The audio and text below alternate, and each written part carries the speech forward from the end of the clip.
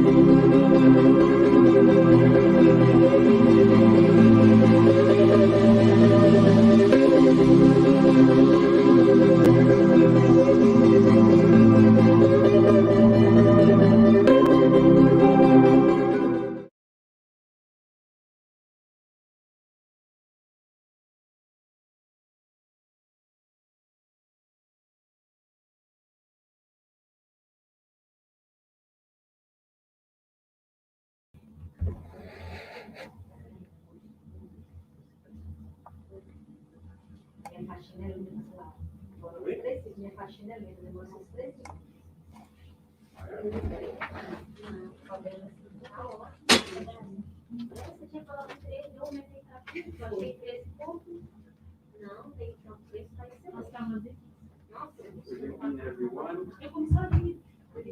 Hello. Hope everyone's okay. So here we are once again, and this time with something different, someone different from myself to be here. So Flávio will join us tonight to talk to us about the gospel. Um, and Nancy will be here in a few minutes to read the initial message. But before that, we would like to also welcome everyone that's here, to the ones that are listening and seeing us on the web. And hopefully you will enjoy the night. And before we start, we would like to do a prayer. You want to come, please, and do the prayer? Maybe in the next life. Oh, maybe the next slide, okay. No, this one. Don't let the next one. At least she's sincere. So if we want to close our eyes, to focus on the words and on the feelings, we would like to think about God, think about Jesus, our friend, our brother. Think about the good spirits who are always with us, helping us understand the message that should and will help us understand ourselves so that we can, with these teachings, learn how to be a better person, how to be more peaceful, more loving, so that we can help build a better world and a better place for all of us. So we would like to thank the good spirits, thank Jesus, and above all, thank God for the opportunity of being here tonight, also and always. Thank you for the opportunity of being alive, of being here in this planet, at this time, to learn and to learn how to love. So, let's invite Nancy. She will read our message from the book Our Daily Bread, and right after that, we will invite Flávio to come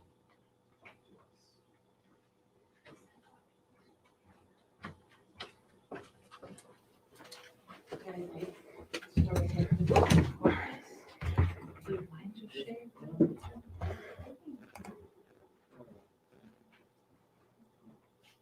Good evening, everyone. Well, tonight, the message is from the book Our Daily Bread, and chapter 125. The title is Love Separation. But I tell you the truth, it is for your good that I am going over. Jesus said that, and it is from John chapter 16, verse 7. Such a statement from Jesus sounds our innermost hearts.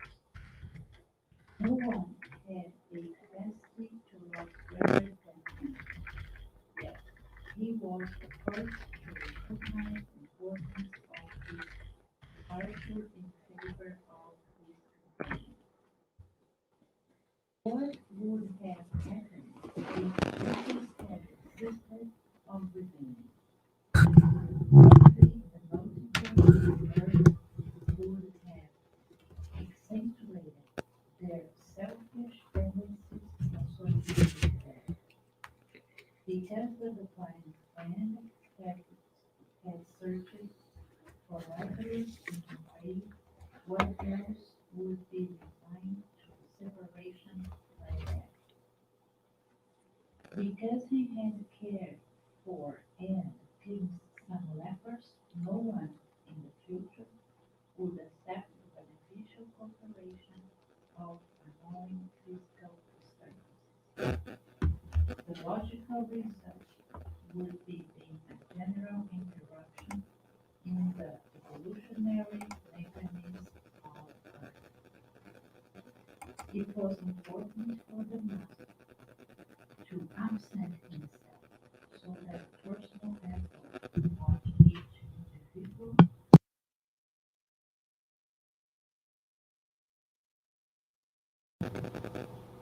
any other way would have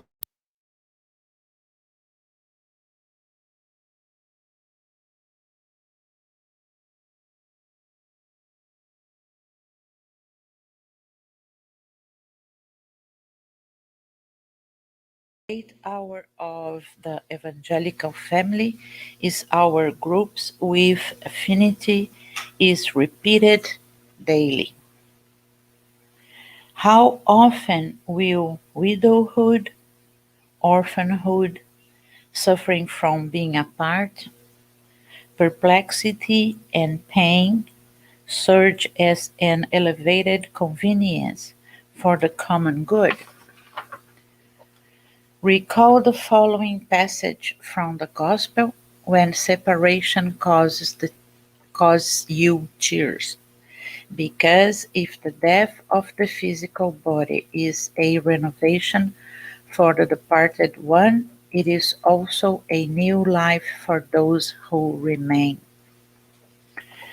This is a beautiful message. I put some numbers in the chapter so you guys will be able to follow me on the paragraph. I will be doing some comments. And on the paragraph number 4, it says, probably the multitudes of earth would have accentuated their selfish. So everybody knows that in this planet, we are selfish, right? We have this tendency to be selfish. The difference is some people is more, some people is less, but everybody knows that the selfishness is still living here. I'm sorry, in this planet. So if Jesus absent, if he's still there, if he didn't absent himself, he's saying probably the tendency to us to be selfish will be greater than the way it happened when he passed away. Let's say it this way, right? And another one on the paragraph I named as 4b, it says because he had cared for and cleansed some lepers. We know that Jesus cleansed some lepers, people with the leprosy disease, but we understand that is not every single person has the merit to be cured for this or that disease. So then Emmanuel brings to us saying, you can imagine at that time if Jesus just cured this person, but don't do for the other person, what could happen at that time? So, and he's still here, he's saying that the diseases we have, he used the word beneficial cooperation, right? Saying that in many cases it's very beneficial to us to have a disease, to put us in a situation that we have to reflect, we have to think about it. Some diseases make you don't be able to do some movements or other situations, all kind of diseases. So Emmanuel brings to us this idea that it's beneficial to us because it's forcing us to be a better people, right? And the other one I like this, I mean, I like the whole message, but the other one I will uh, do some comments is the paragraph number 6 that it says, in another way would have contributed to the perpetuation of indolence, right? And I took a look in a dictionary about indolence, and it says indolence means laziness, inertia, sluggishness, lethargy, slowness, negligence. I don't think it was a good idea, right? If we still improve the indolence on us. And Jesus knew that, right? And at the end, it says something very important. It says when people passed away, and he bring um, here he's saying when separation causes you tears. It's so hard when somebody passed away. Could be your parents, could be the pastor in the church, could be your boss, right? It's always hard, but it says that it needs to be this way because probably you guys saw the same thing. I know a person, she's almost 50 years old. She's divorced. She lives with her mother. And up to now, her mother make her bed every single way. And the mother is 70 something. So the lady. I don't think she should make her bed. But, she still lives in her mother's house. So it's an example of the indolence we said before, right? This lady is being lazy because she lives in her mother's house, and oh, I don't have to do. But okay, but if your mother passed away, what happened? You have to do your laundry. You have to, huh?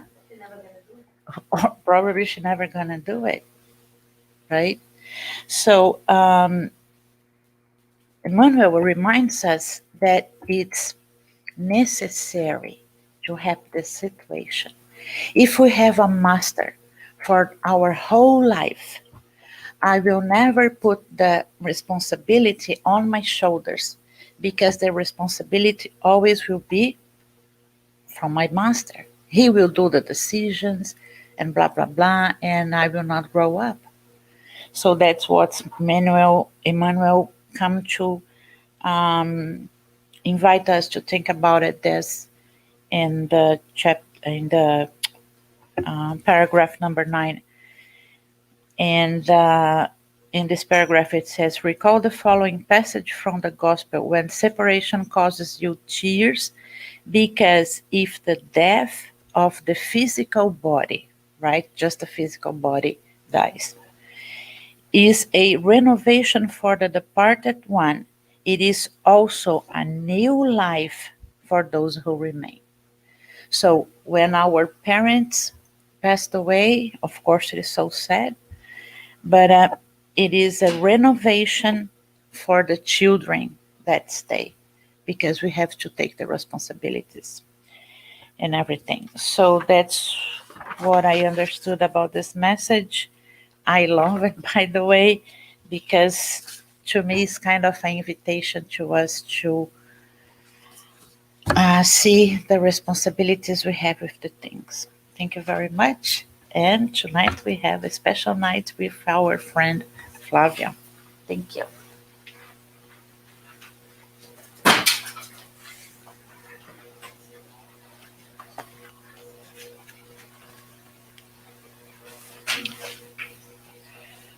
Good evening, everyone.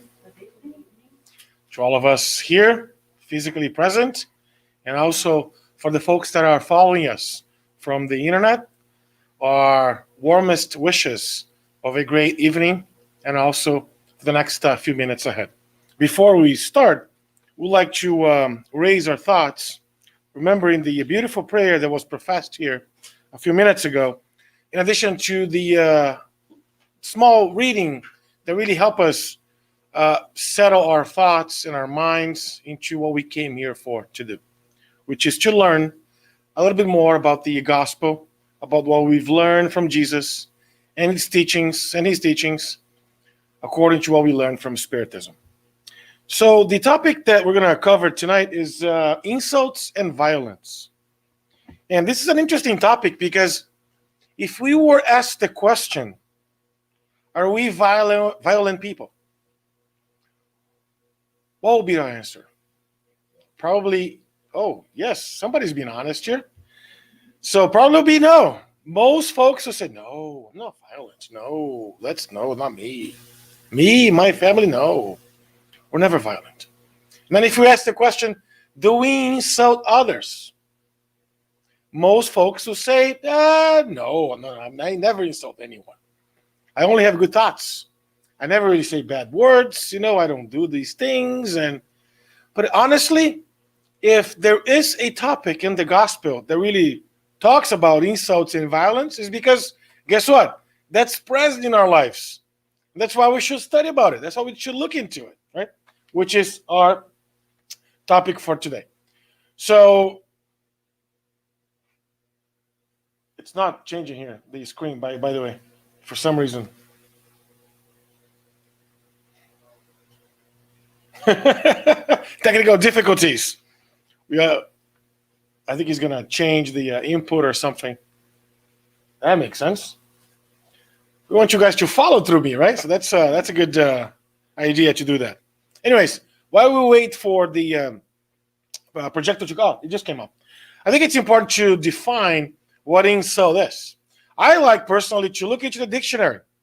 So, for example, insult as the noun is any disrespectful or scornful abuse, remark, or action. So every time we provide or we pronounce or we do anything that's scornful, that's disrespectful, that's an insult.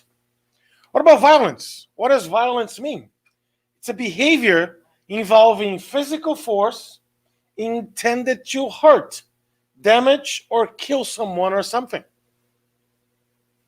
So the last time we were, trying to garden something, and we were so disappointed that, the little plant wasn't growing. We've been violent with the garden. So guess what, right? Violence and insults are all part of our lives. Still, that's the way it is. I think it's important to mention that specifically on insults and violence, if I were to ask the question, can insults be verbal? Most people say yes, right? Absolutely. What about violence? Can violence be verbal? Yes, of course. Because every time we pronounce something that causes abuse, or sometimes we're bullying others, or sometimes we're being bullied, there is violence in these conversations, in these situations. Let's look at some of the data around violence. So, for example, I brought a lot of these graphs. I'm sorry, some of these are cut off from the screen. But you see, for example, on the top left, you see the number of deaths by homicide according to a 2017 study, the last study that was available. On the top right, you see cases of sexual violence against women, and this is per thousand of inhabitants, right? So it is a weighted scale. On the bottom left, you see suicide rates. Sometimes we even do violence against our own selves for folks that unfortunately ended up committing suicide. On the bottom right, you see children who report being bullied. And this is an interesting one because the darker the graph is, the more cases are available, are present by 1,000 inhabitants, 1,000 citizens.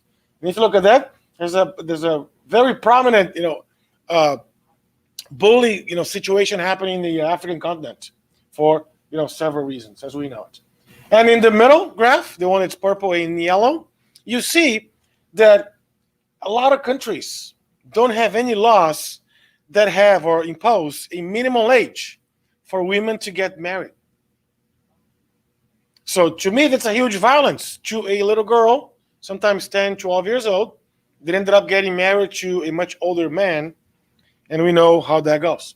So sometimes violence, it's so embedded into our laws. This is the reason why I brought this up, because it's in the air we breathe. For example, if you turn on the television, the TV shows that have the best audience are those shows that, guess what? There's a lot of violence in them. If we look into the news, any kind of news media, if we open it up, the news that really attract a lot of attention are the news that have the most violence in them. So, what is wrong with us, right? That's the question we should be asking ourselves. Instead of looking or watching something more, enlightening, something more helpful to our own thoughts and minds, we ended up being stuck into this cycle of violence into our own lives. Last, I wanted to share with you, there's a lot of numbers here, but the one that I'm going to mention to you is on the bottom right, that shows that violence costs money, folks. If we don't believe that we should eradicate violence for the goodwill that it is to our societies, it costs countries a lot of money to really, tackle violence as a result of violence. For example, the United States alone, children mistreatment costs over $228 billion a year. All of the social work, activities, all of the court systems and the prison system and the teaching and the schools and counseling and psychologists and all these professionals. Hang on, Flavio, is this a spiritist conversation, talk, or is it a sociological discussion? It is a spiritist discussion, but I think it's important to mention these data points because it helps us really establish ourselves where we are as a society when it comes to violence. And more important, what are the connections that we can make with Christianity, with Spiritism, that can really help us look into these facts with a different set of eyes. That's the goal that we're trying to do tonight. So, let's bring Jesus. Let's bring him who really changed humanity from before Christ and after him. That professor, the teacher, the psychologist, the one that really made the big difference in our lives. He says, blessed are the meek, for they will inherit the earth. And we can say here the meek as the opposite of the violent. Because the meek are the ones that are, calm, peaceful, tranquil, and it's the totally opposite of violent, right? Or violence as a behavior. But does that mean that people that are following Jesus, they're not violent? Can anybody name a one situation or a one epoch in time where people were violent in the name of religion? Many, right? Many examples. So the one that comes to my mind are the Crusades. So when folks that they seriously believed they had a mission to really indoctrinate the Indian people, the native people of this country and in the whole Americas, they thought that they had the mission, that God entrusted them with a mission to really go and teach those native Indians the gospel. And if the Indians did not like it, what happened? They killed them. They decimated them. That's only one example, folks. There are many others. Others that come to mind that are, folks that believe that, they have their own solution of all problems. So their religion is the only religion that tells all the answers. That's a violence with somebody else's thoughts. Because if I don't respect my neighbor's thoughts or my next one's thoughts, what am I doing? So the famous Brazilian medium, Francis Xavier, once he was asked, he was called by dear folks, he had a nickname Chico. So folks asked him, Chico, what's the best religion? Is it Spiritism? He says, no. The best religion is the one that makes you a better person. Whatever that is. If you're a Catholic, be a good Catholic. If you're a Protestant, be a good Protestant. If you're a Muslim, be a good Muslim. If you're a Spiritist, be a good Spiritist. Doesn't matter which one. But pick one that makes more sense to you and follow it. It doesn't even have to be a religion. It could be a philosophy. It could be anything. At least something that can connect you with the greater good. That's what he said. So, again, following Christ doesn't make us being nonviolent. We know that. That's in the history books, right? So let's look at a psycho-spiritual analysis of violence per se. Maybe we can find something in the analysis, and then maybe we can leave here with a little different perspective on violence. I apologize for the slides not being, squared on the screen there. So, look what we learned from Spiritism. The aggressive attitude, guess what? That's still part of all of us. It's inside in each one of us. It's part of our whole human structure the way it is today, 2021. We cannot deny it. Because guess what? If we deny it, if we just negate our own aggressiveness, right, it's going to cause us problems. It's going to really, not help us. That's exactly what this author is teaching us.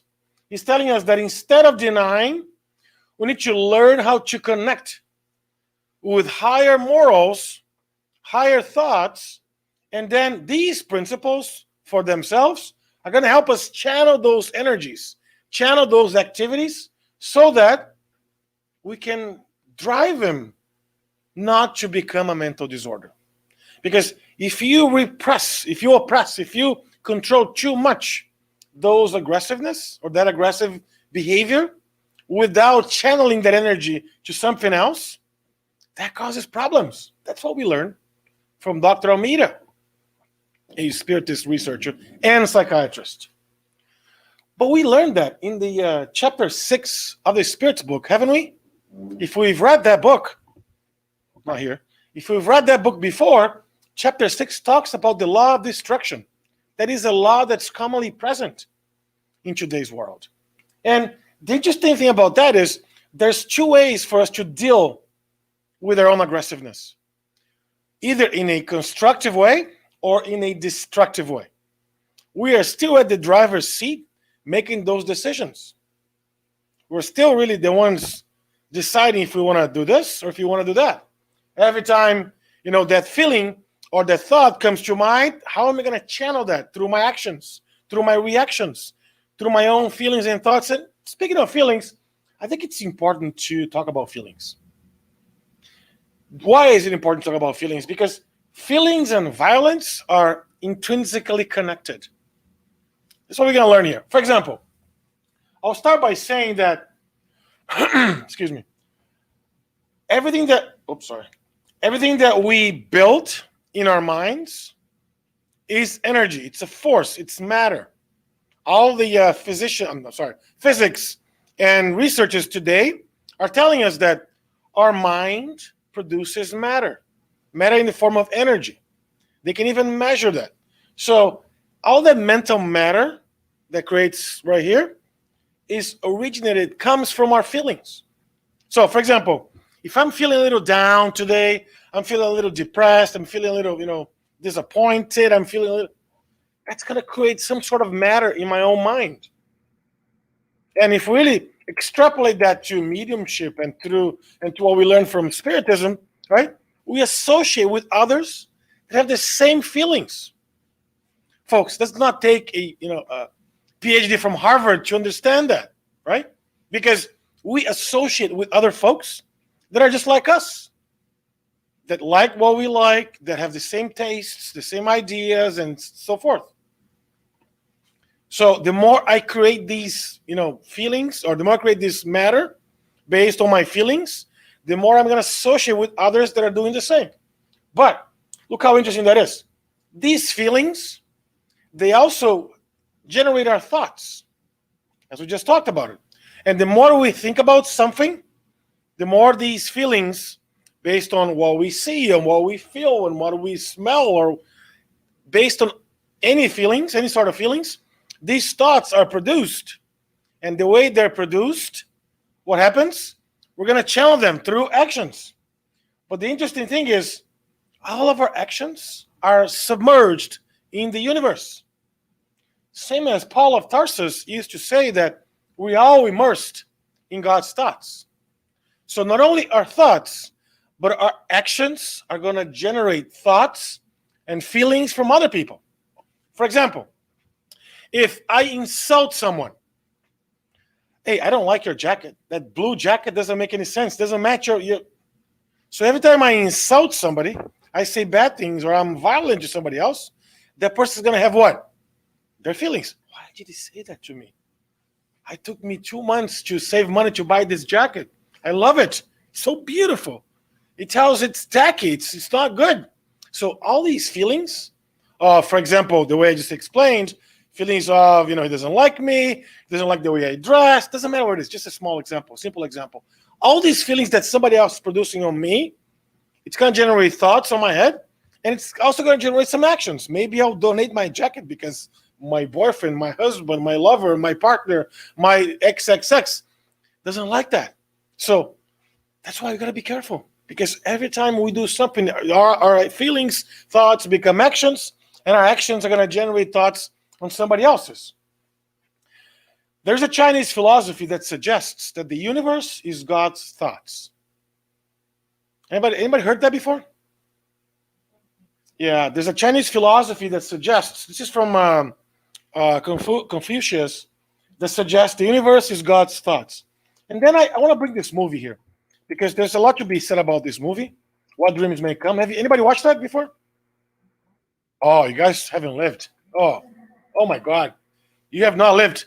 So this is a movie where the main author, played here by Robin Williams, he passed away, and he's following his wife.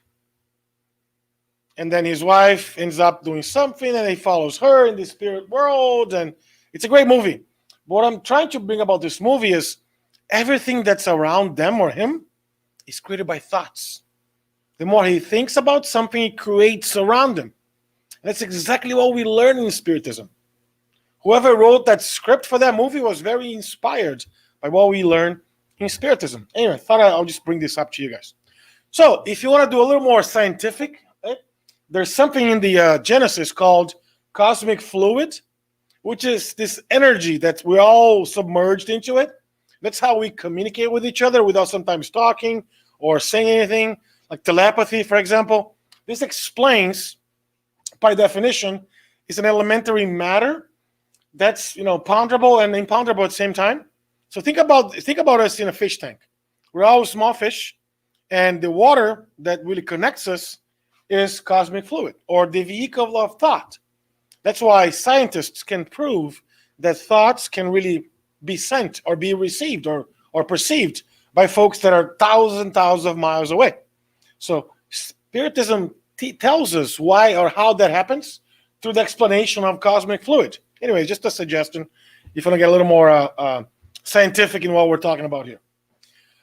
But if we bring the evangelical or the gospel or the religious component of that, I think it's important to mention the spirit, guide and mentor, Joanna de Angelis, who says, I quote, the fugacity or the speed, right, of things, fear, loneliness, and anxiety are mainly responsible for the frustration of individuals, generating aggressive situations that lead them towards violence. We can chop this in many different ways, but what she's trying to suggest here is that the situation that we live in these days, the speed in which information takes place, the speed in which we do our things, the fear sometimes, oh my God, what is it going to be? What is going to happen to me? Am I going to get married? Am I going to do a job or a different job? Or am I going to move to a different city? All these anxiety, all these, fear and frustration, that leads to a lot of frustrations. And sometimes these frustrations lead to aggressive situations that we don't even realize. Oh my God, why did I say that? I'm not that person. Sometimes, have you guys seen that? Caught yourselves in that situation?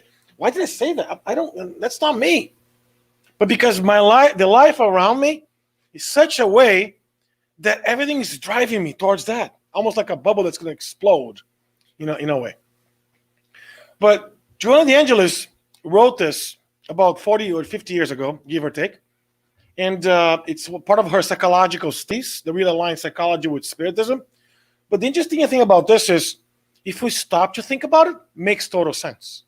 All the social pressure that we have these days, all of the speed that things happen, we're always gotta do more, gotta do more, do more, do more. This, we don't have time, we don't have time, we don't have time.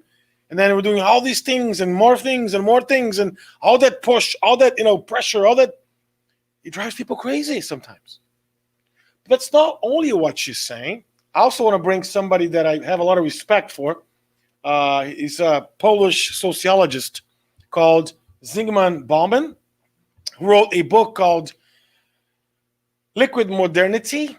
And in this book, he talks about the liquefaction.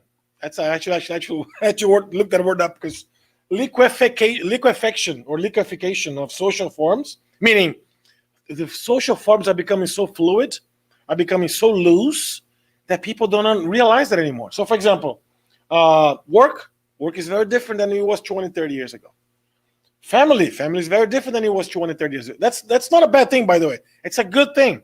But the speed on which things have progressed, people haven't caught up. And that's why, let's think about family, for example.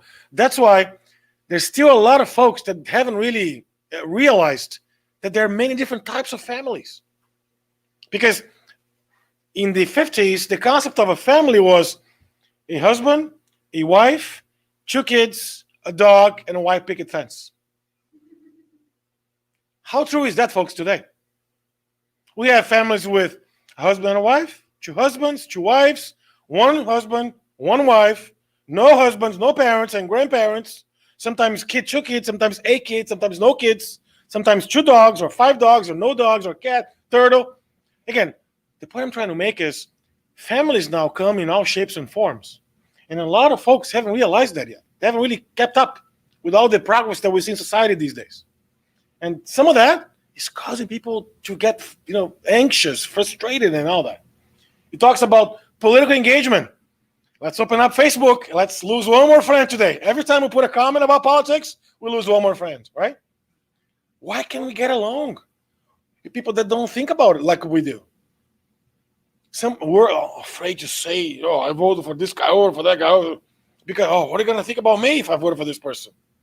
So all that political engagement, they've always been there. But because of social media, because of the easiness of making these comments these days, families are being, broken too. Siblings are not talking to each other because of politics. You voted for that guy? Oh my, what? Right? So, but Zygmunt Bauman wrote this in the 1980s, and he already expected that because of the looseness, all the liquefaction. I can't even say that, right? So, for example, love, and he continues, friendship, family choice, and the identity itself. Before, we had a very clear identity, what we were. Now we don't anymore because everything is so mixed, and it's okay, that's great. But at the same time, it produces a lot of, unease to a lot of people. So all of that, he suggested, that produces anguish, constant anxiety, and liquid fear. I love that. He writes about liquid fear, or fear of unemployment. Am I going to get a job? Am I going to lose my job? Coronavirus. Oh my God, my company is growing. My company is not growing. Am I going to get laid off? Am I going to get fired? Am I going to get a new job? We're all fearful of this. Of course, we have to be fearful in a way that we have to take care of our own and trust that the divine providence does what's best for all of us. We learn from Spiritism that nothing happens by mistake. God doesn't play dice, as Albert Einstein used to say. Remember that phrase? I'm not sure if you had heard that before. So, we should trust the author of this whole thing, which is God. But how can I trust him if I'm so fearful that my job and my family and my this and my that, or my daughter or my son, and I forgot to really connect myself with the Creator. There has a plan for all this. Oh, Flavio, does that mean that I have to do anything? So if there's a plan, can I just, lay back? No, absolutely not, right? There's a plan, but we're all co-authors of this whole book. We have to do our parts. So I have to go out there and learn and maybe get a new instruction, or maybe if I'm afraid of losing my job, I go learn a new trade or do something else, or I go back to school, or again move toward their jobs and things like that. We all have to do our parts. It's exactly what Zygmunt Bauman is suggesting, but at the same time, we have to remember that we're children of God, and God loves us the same, no matter what. Okay? Again, all this fear of terrorism, oh my God, fear of being left behind. They didn't think about me. They had a party. They didn't call me. Jesus, right? I thought I were their friend. Of not fitting into this new world. Oh, I can't conceive my daughter is thinking about this. I can't imagine my son, right? Dating another guy. I mean, I can't imagine this. People don't imagine these things and they get fearful because they can't control their emotions anymore. That's exactly what this sociologist is suggesting us. Which again connects right away with what Joel DeAngelis is telling us from a spiritual world. And all these things are changing in a hyper fast pace. Don't worry about it. If you're not happy, just wait 30 more minutes and things are going to change again. That's the reality we're living these days, folks. But we're not hardwired to live in that reality. That's why there's a lot of violence still. But what can Spiritism do to help us with that? Or to really help us control our aggressiveness? I'm a very pragmatic person, the way I handle my life and the way I carry out my things. And I love to put, actions or action-oriented items when I study something, when I look at something. So when I looked at aggressiveness, since we're all aggressive in a way or one shape or form, we all have that feeling inside of us. How do we use Spiritism to help us control it? That's what I thought. So here's what I put together for you guys. First of all, it enables us with self-knowledge. It gives us that self-knowledge or that, educational purpose of what we're doing here. What should we use these energies for? At least it opens our eyes for a new reality that we live in. Flavio, if you do something to that person, if you become violent, if you insult, guess what? You're responsible for anything that happens to that individual. We are co-responsible for anything that happens. So if you, for some reason, laid out a comment or laid out a thought that person, you're also co-responsible. Be careful what you say to people, right? We learned that through Spiritism. We also learned that by not imploding or exploding, guess what? We learn how to really control or dominate, I should say, these energies on behalf of others. If you're feeling the aggressiveness, if you're feeling that you got to do something, folks, there's so many folks in need. Let's go work in a food bank. Let's load a truck of food. Let's do something to use our physical bodies or activities so that we can really do something, use those energies or that energy on behalf of others. We learned that through Spiritism. That's a calling for all of us that have already chosen Spiritism as a way of life. And of course, the Spiritist Center has a role in our lives. I know it's different now because we don't have, not everybody's coming. There's limitations and whatnot, but one day that will pass as well, like everything does. And the role of the Spiritist Center is an interesting one because not only it helps us to learn more about Spiritism, so to acquire that knowledge, we talked about that before, but it also helps us from a qualification perspective. So if you want to help somebody else, maybe read this book, maybe do that, or maybe take this course, maybe get involved with the community or some more. So we learn more. We bring some more capacity to our enablement to ourselves so we can better serve others. And last but not least, it helps us become more humans because we connect with others at a different level. Not only in the physical level, but also in the spiritual level. That's what we learn that Spiritism can help us. So let's simplify because I'm seeing a lot of faces of people who are looking and maybe you're following us from the internet are thinking, what is Flávio trying to tell me? Tell me with these conversations. Let's simplify. So if we open up the book Thought and Life, Emmanuel talks about something very important. He says, I quote, our thoughts create the life that we seek. I could have stopped right there. What life do we seek? Do we seek good lives or bad lives? Do we seek prosperous lives or struggling lives?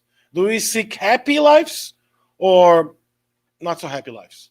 Do we seek fulfilling lives or struggling lives? Our thoughts create the life that we seek by our self-image by the way we look at ourselves until the time we identify ourselves one day in the course of millennia with the infinite wisdom and with the infinite love of God, of course, the Lord, which compound the thought and the life of our Mother and Father God. So this phrase sums up everything. The challenge that we have is we're so busy that we don't stop to think. We're so busy with everything that's around us that we don't stop to look back at the gospel. What did Jesus tell me? What do we learn from Spiritism? Do these behaviors make sense? So if I'm finding myself a little aggressive or a little violent, what can I do to change that? To fine tune my thoughts, my behavior, so that I can really channel that energy to something else.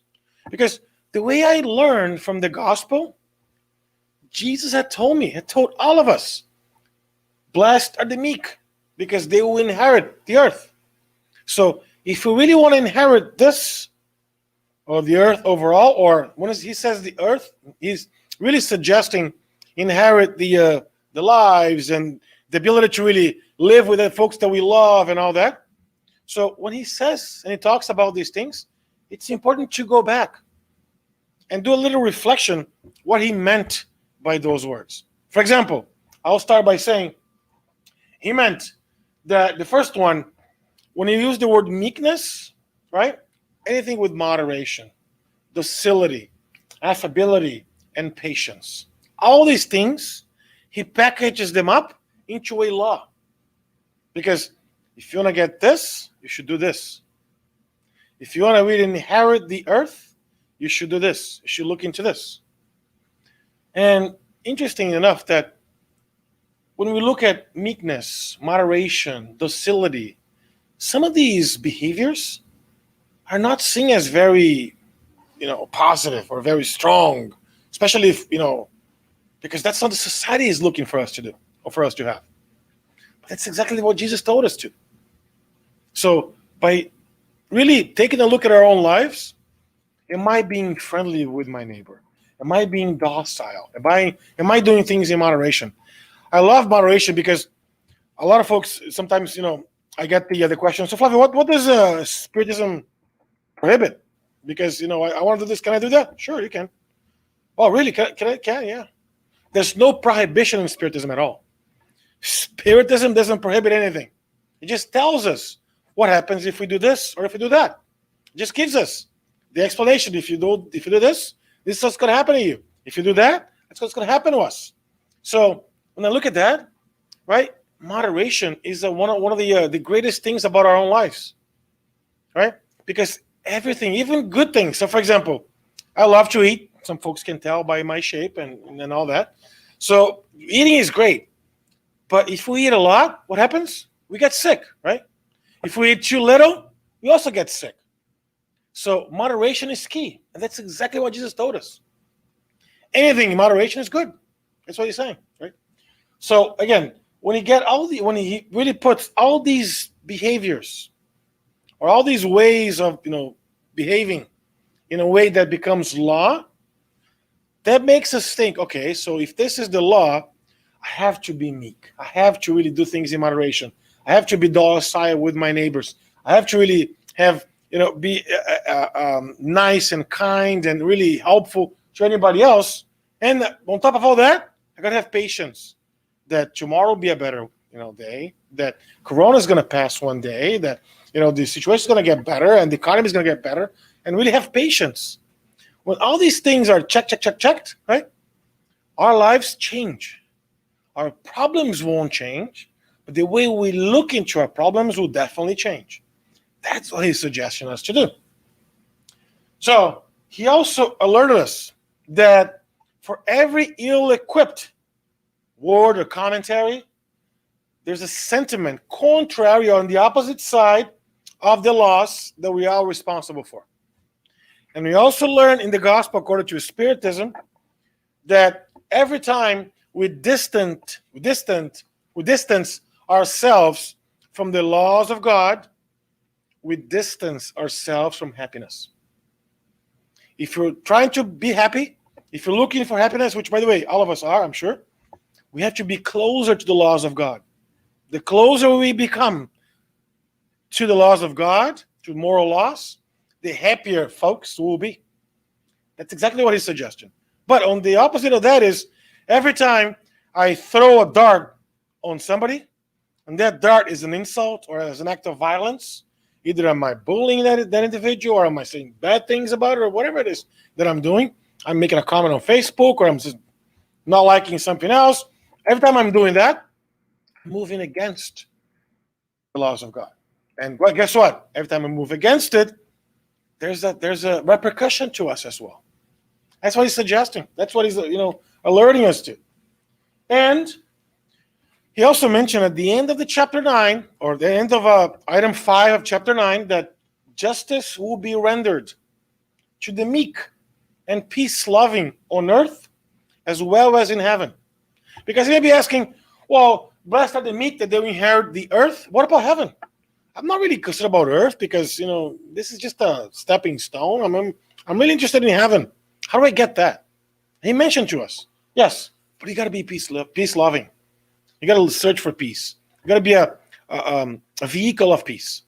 The time we do that, or once we become that, we're in this trajectory already, as he's mentioning. For they shall be called children of God. And when he mentions that in the gospel, obviously, when Jesus mentions that, he's trying to really explain the meaning of the word children of God. Because even though all of us are children of God, all of us, God loves us all. Does not matter. From a Mother Teresa to a criminal in jail, doesn't matter. God loves us the same across the board. By the way, you're not special either. Nobody's special. Even though your mom can call you special when you're growing up, doesn't matter. You're not special. I'm sorry to break it to you. We're not special. God loves us the same, exactly the same across the board. Doesn't matter if you're tall, skinny, big, small, it doesn't really matter. You got what I'm trying to say with this. So, but when Jesus mentioned that those that have really become more meek, more peace-loving, more peace-seeking, they will be really called the children of God. Or the children that have really understood the parents' guidance or guidelines for the children to live a happy life. And when we look at this, obviously, right, he talks to us about what's really important. Of course, the material things are important. We have to inherit earth because people that we love are here with us. You want to continue living, side by side with folks that we love and care and have a relationship with and all that. But at the same time, we have to balance. What about spiritual things? Can we understand that? And of course we can if we follow the teachings of being meek and peace-loving. That's the secret, folks, for us to really move away from being aggressive or from being violent. Because to wrap, when the Spirit of Truth talks to us about this, he says that when the law of love and charity is finally the law of humankind, let me repeat that. When the law of love and charity is finally the law of humankind, there will be no more selfishness. And once we eradicate selfishness, guess what? There will be no more violence. So the way for us to remove all violence from this world is to eradicate selfishness as much as we can, and as often as we can, study with our own selves. Once we do that, then the world will be a better place. That's it. Thank you so much. Thank you for the folks who are following us from the internet, and thank you all folks for the attention. I guess I'll pass on to our dear friend Mackenzie for the next steps here. Thank you, folks.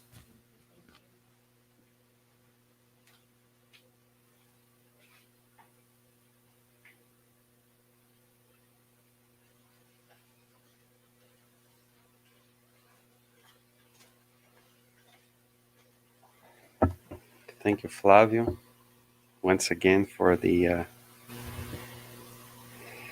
teachings, for reminding us the need to learn to be peace-seeking and meek. It's a very important um, reminder for all of us to really learn how to find that within ourselves in the Spirit Center, be it locally or during these times being, sometimes not so close to our friends, sometimes distant, but also close. We had some people watching, not too many, but I'd like to say shout out to some of the friends. There's Jeffrey, who was here, quote unquote, last time.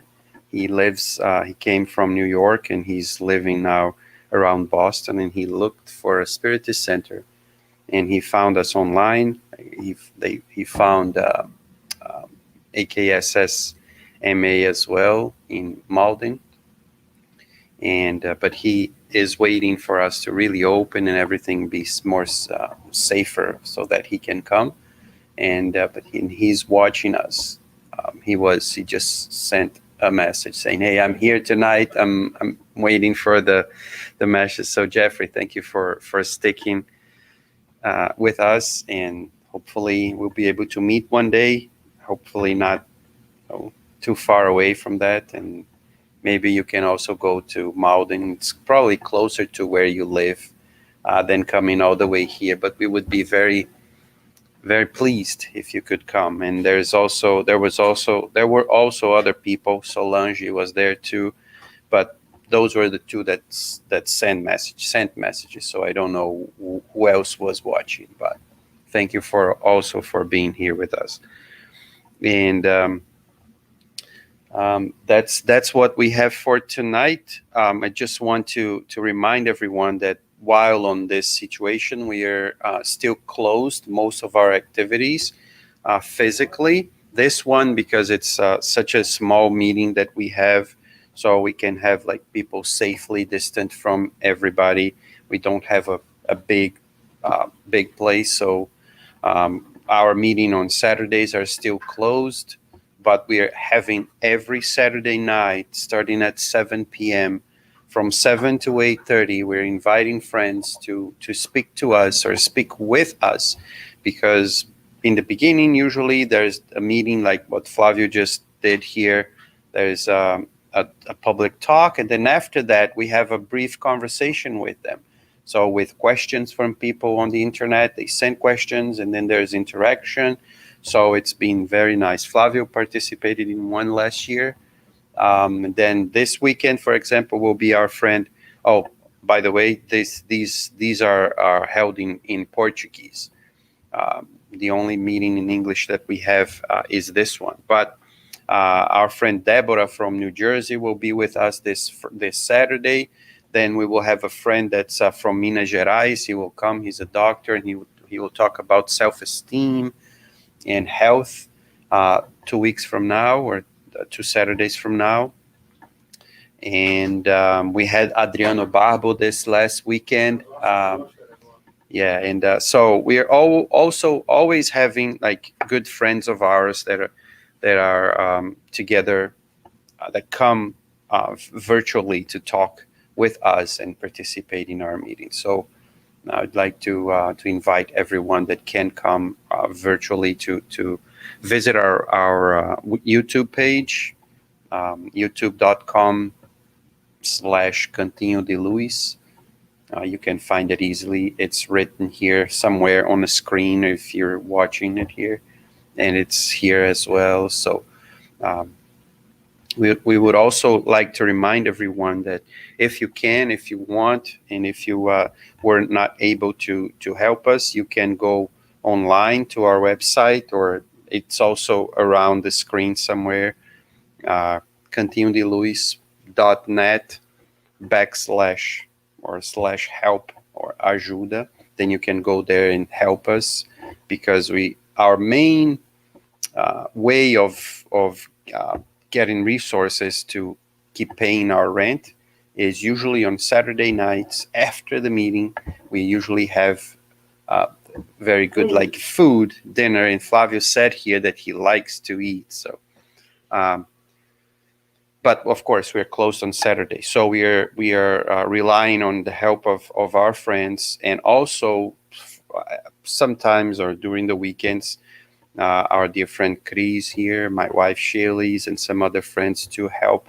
So they bake cakes or they make puddings, and we sell them to people so that we can help our spiritist center. And fortunately enough, we had so many good friends, and we have so many good friends that things are looking like healthy. We are able to keep it open and keep doing what we are doing. So thank you everybody for all the help, for everything that you've been doing with us and for us, because it's wonderful. So we would like to remind everyone that if you want and if you can have like such a meeting with this kind of good energies at home as well. We call it the gospel at home or God at home, where we sit um, e- every week at the same time, to read a message, do a prayer, and then read a good message, make some comments, invite everyone in a family. If they don't want to participate, that's fine. Do it by yourself. But when we do that, we invite the good spirits and the good thoughts. And Flavio pounded on this whole night, which is, it is how we create a better world for us. Is we start with thoughts, and it's a very good thing to do and to have. So with all that, right, Chris? Is there anything else that I need to remember? No. So is it another life already? Can I invite you to do the prayer here, or is it? No, right?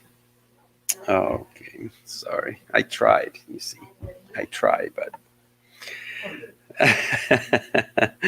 So we would like to invite everyone again to do our final prayer, and thinking about God like we did in the beginning and throughout the message here, thinking about our dear friends, the good spirits that are always around us, reminding us of the need to love.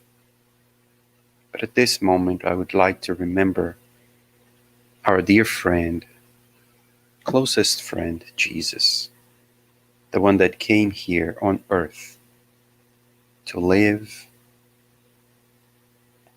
and die, but in between, to show us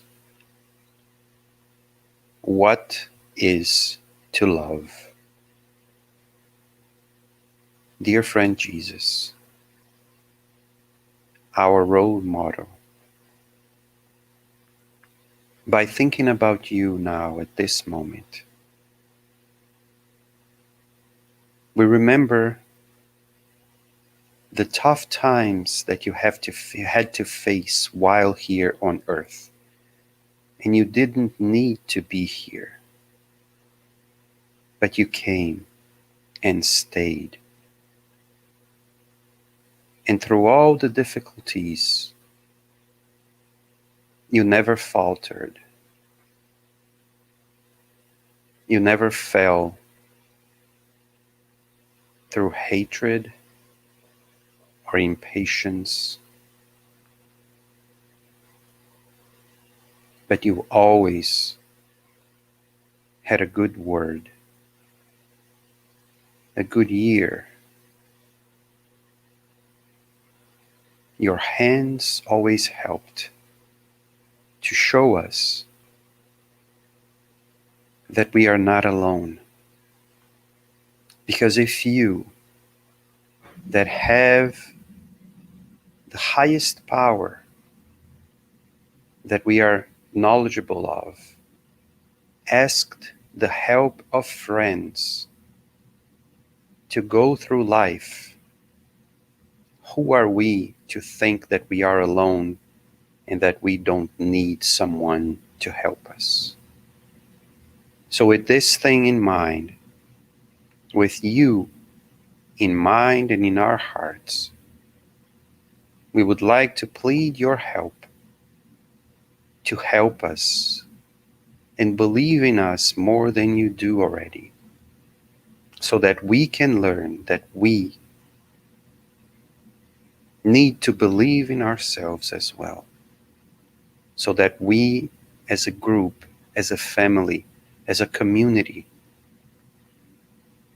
can overcome our own problems, our own difficulties, and survive not the world outside, but survive ourselves. So thank you, Jesus, for showing us the way to love, the way to be a better person.